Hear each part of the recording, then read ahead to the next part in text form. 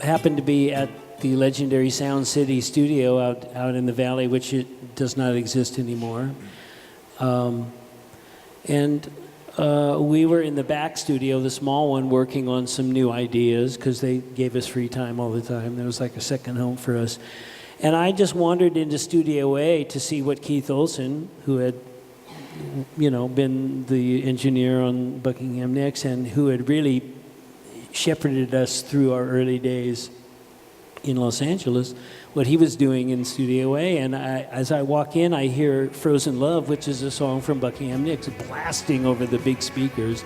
And I walk in, and here's this giant, skinny guy just grooving to the song. And I'm going, what is going on here? The song ended. I was introduced to Mick Fleetwood.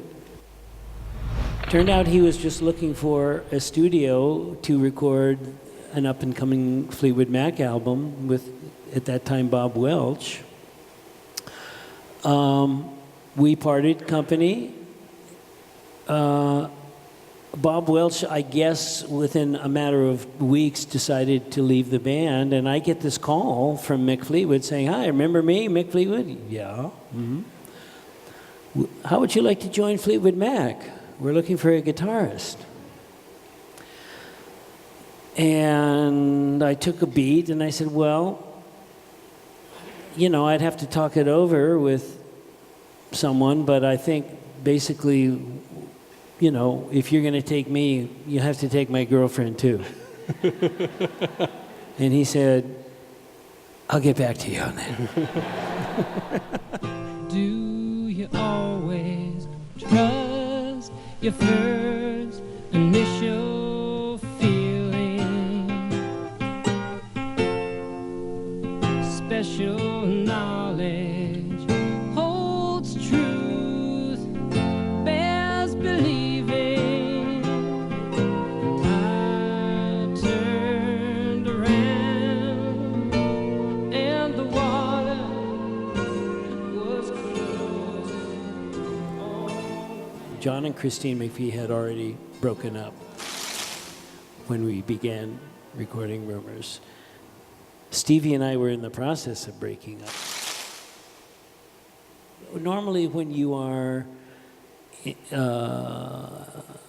in a breakup, you create distance, you create time to somehow achieve closure. And of course, we didn't have the luxury to do that. We had to kind of live in sort of collective states of denial, if you will. We had to kind of say, well, we got this set of emotional challenges and perhaps painful subjects and feelings that exist in this room, but we've got to kind of seal them off in one corner of the room so we can get on with what needs to be done. There were choices that needed to be made. I didn't always feel in that context that I, as producer of that album, I didn't come in every day wanting to do the best possible thing for Stevie, but the professional thing to do was to rise above that. So I think for the most part we did. I feel that I did. I think we all did as individuals in a situation which was less than ideal in terms of what our personal lives were at that time. And I think what you have to say about Rumors is that there's a point at which the appeal of it and to some degree the success of it was really about that as much as it was about the music. Certainly the music was informed by the strength and perhaps the heroicism, if you want to think of it that way, that allowed us to fulfill that destiny under somewhat trying personal conditions. But there was also the appeal of this sort of musical soap opera that really was about our personal lives. They were kind of laid bare for everyone to see, and people were not only investing in the music, they were investing in us as people because they knew that the songs were true dialogues from one member to the other, from three different writers, back and forth. And so that created an empathy, I think, with the listener, and it made such an authentic thing for everyone to latch onto, and so many levels for people to invest in that had to do with that. So again, I think at some point that it detached from the music purely and became about all these other things as well.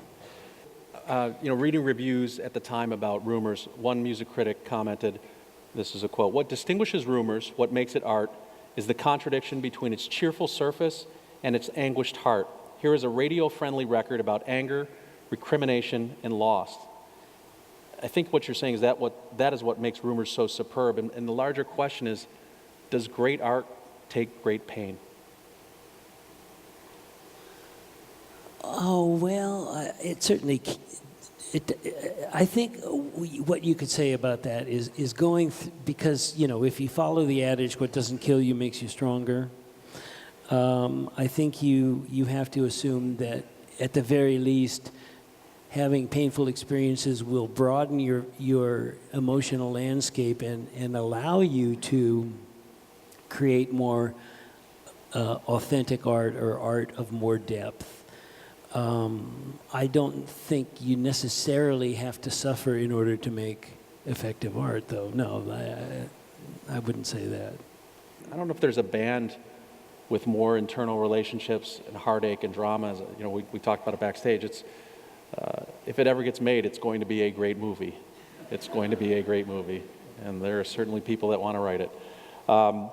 You wrote a beautiful song 20 years ago. 20 years after Rumors. In 1997. It wasn't released as a single, but it really is one of those songs that stands the test of time, and I don't think you play it acoustically very often. And Are you sensing the setup again? but you wouldn't be talking about Bleed to Love Her, would you? I would.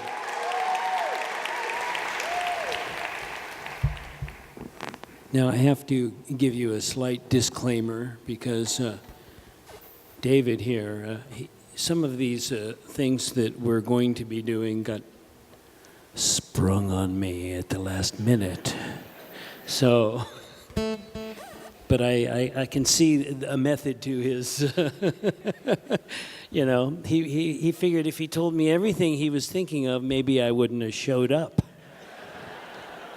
Something like that.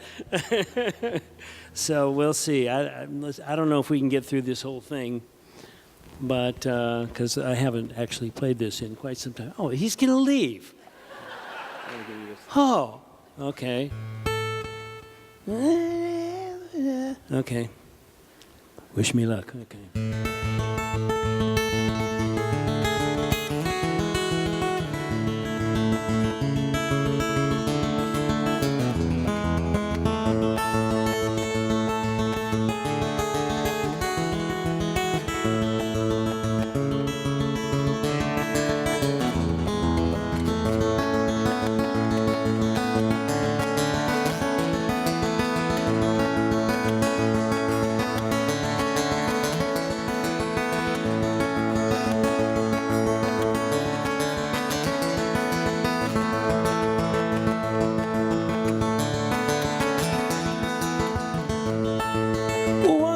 She steals away, then she reaches out to kiss me, and how she takes my breath away, pretending that she don't miss me. Oh, I would bleed to love her. Oh, bleed to love her. I would bleed to love her.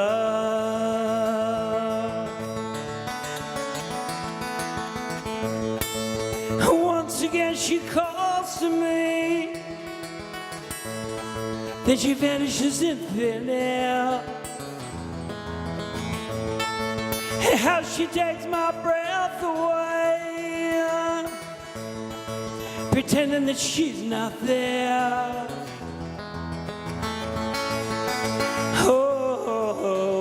I would bleed to love her.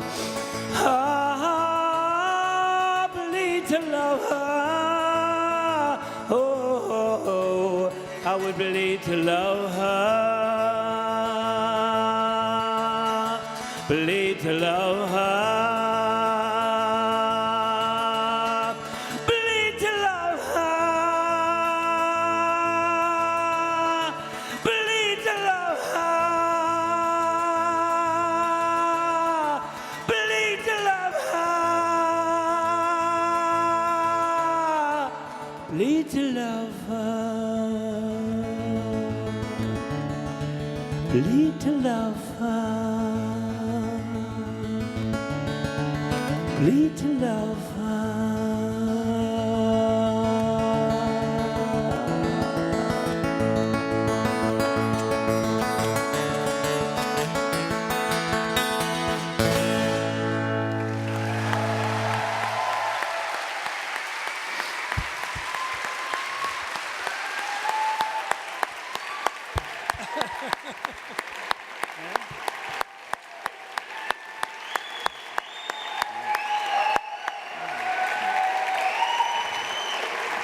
Thank you.